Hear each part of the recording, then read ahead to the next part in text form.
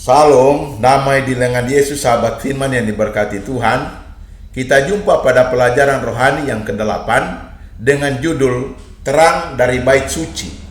Ayat inti terdapat di dalam Ibrani 8 ayat 1 dan ayat 2. Firman Tuhan, inti segala yang kita bicarakan itu ialah kita mempunyai imam besar yang demikian, yang duduk di sebelah kanan tahta yang maha besar di surga, dan yang melayani ibadah di tempat kudus, yaitu di dalam kemah sejati yang didirikan oleh Tuhan dan bukan oleh manusia. Sahabat Tuhan yang berkati Tuhan, pada minggu ini kita akan dapat poin-poin rohani yang mengingatkan kita tentang imam besar. Perlu kita ingat bahwa gelar imam besar dari Yesus ini hanya didapat di dalam informasi rohani di dalam kitab Ibrani. Ibrani 2 ayat 17, 3 ayat 1, 4 ayat 14 sampai 15, 5 ayat 10, 6 ayat 20, 7 ayat 26, 8 ayat 1 dan ayat 3, dan pasal 9 ayat 11 dan ayat 25. Yang berikut, sifat keimamatan dari Mesias diungkapkan dalam Mazmur 110 dan Sakaria pasal 3 dan pasal 4. Menginformasikan bahwa Yesus adalah imam sekaligus korbannya. Informasi rohani ini terdapat dibaca dalam Yesaya pasal 53. Apa yang Yesus buat? Yang Yesus buat adalah Yesus berdiri di hadapan Allah demi umat manusia dan mempersembahkan dirinya sendiri sebagai penyelesaian terhadap masalah dosa. Nah, mari kita lihat kata yang duduk. Ini melanjutkan penggunaan Mazmur 110 dan Ibrani pasal 8 ayat 2. Dan ini menunjuk pada karya paripurna Kristus. Dan ini juga, saudara-saudara, kita tidak pernah dapati atau jumpai di dunia ini bahwa ada imam yang pernah duduk di tahta.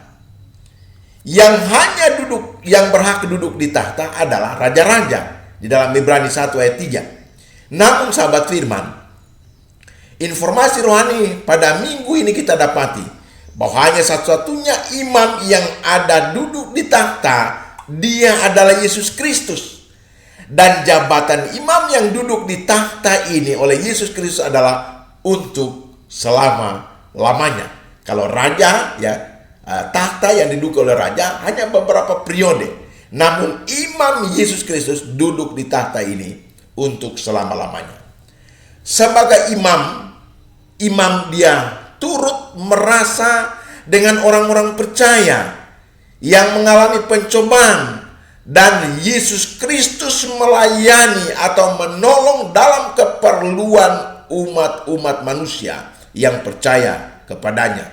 Dalam Ibrani pasal 2 ayat 18, Ibrani pasal 4 ayat 15 sampai ayat 16.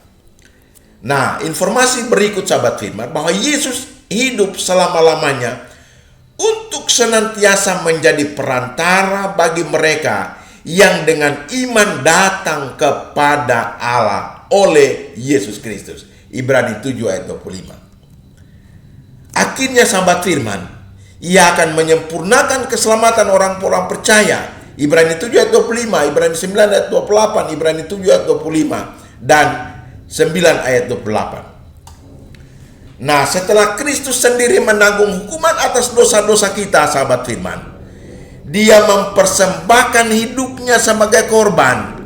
Ia masuk surga di mana ia melayani di hadapan Allah demi kita yang percaya. Dan sahabat firman, pelayanan Yesus sebagai imam besar dalam Ibrani 2 ayat 17 meliputi beberapa bagian. Yaitu bagian pertama, Yesus merupakan imam sekaligus korban yang dipersembahkan.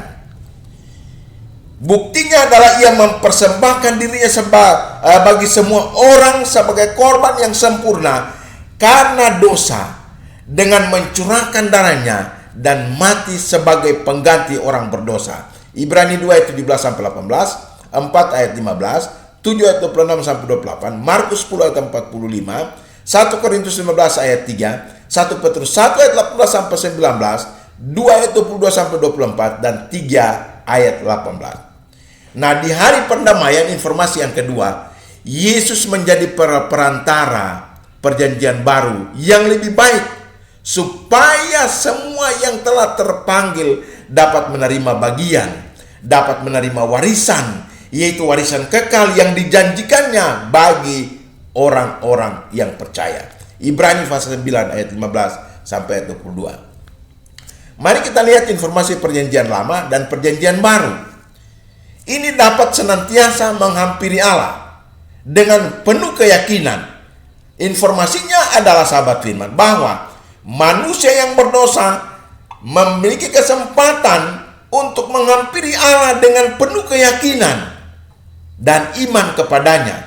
Informasinya kita baca di dalam Ibrani 4 ayat 16, 6 ayat 19 sampai 20, 7 ayat 25, 10 ayat 19 sampai 22, Yohanes 17 ayat 1. Nah, mengenai doa Yesus selaku imam besar.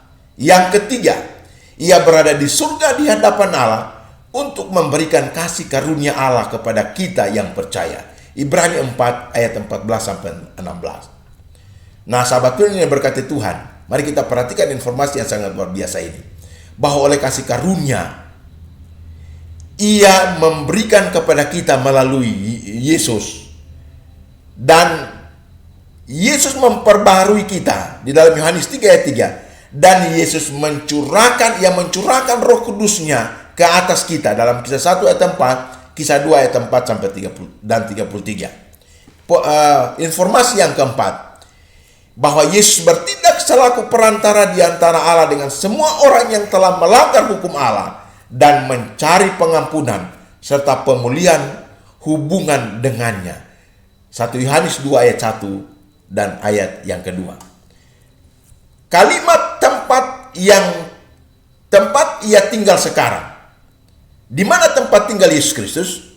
Sahabat Tuhan yang berkati Tuhan, informasi rohani pada minggu ini, bahwa Yesus Kristus saat ini duduk di sebelah kanan takhta yang maha besar di surga.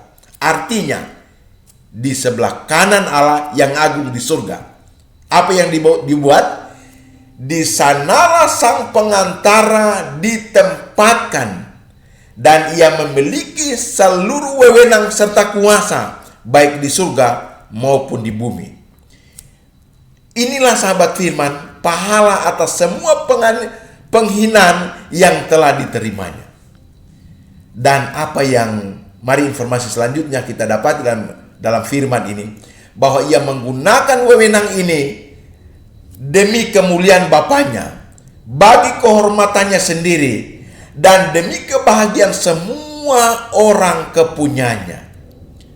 Melalui kuasanya, sahabat firman, yang tidak terbatas, ia akan membawa setiap mereka ke sebelah kanan Allah di surga sesuai urutan masing-masing, sebagai anggota-anggota dari tubuh rohaninya, supaya di tempat ia berada, mereka juga boleh berada bersama-sama dengannya. Tempat kudus yang dilayani oleh Yesus Kristus, yaitu kemah sejati yang didirikan oleh Tuhan dan bukan oleh manusia, di ayat yang kedua. Nah, sahabat firman yang berkati Tuhan, kemah suci didirikan oleh manusia sesuai ketetapan Allah. Di situ terdapat bagian luar dengan mezbah tempat mereka harus mempersembahkan korban yang melambangkan Kristus yang mati. Selain itu, sahabat firman, informasinya adalah terdapat bagian dalam di bilik tabir yang melambangkan Kristus yang menjadi pengantara bagi orang-orang di surga. Kemah suci ini, sahabat firman, memang tidak pernah dimasuki Kristus.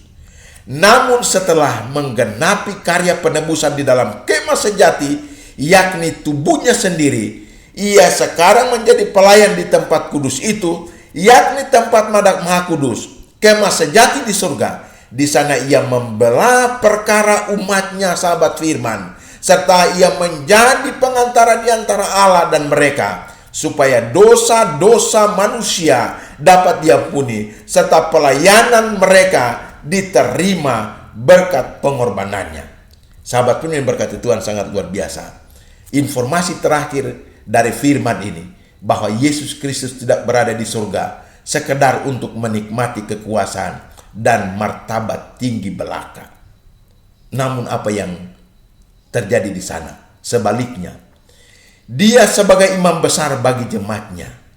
Ia juga menjalankan tugas ini bagi mereka dan semua secara umum, dan bagi setiap anggota jemaat secara khusus. Oleh sebab itu yang perlu kita buat, sahabat firman, mari kita dengan berani datang menghadap tahta kasih karunia Tuhan dengan kerendahan hati. Tuhan pasti memberkati kita. Demikian firman Tuhan pada minggu ini, dan Tuhan Yesus memberkati kita, memberkati firman ini. Amin.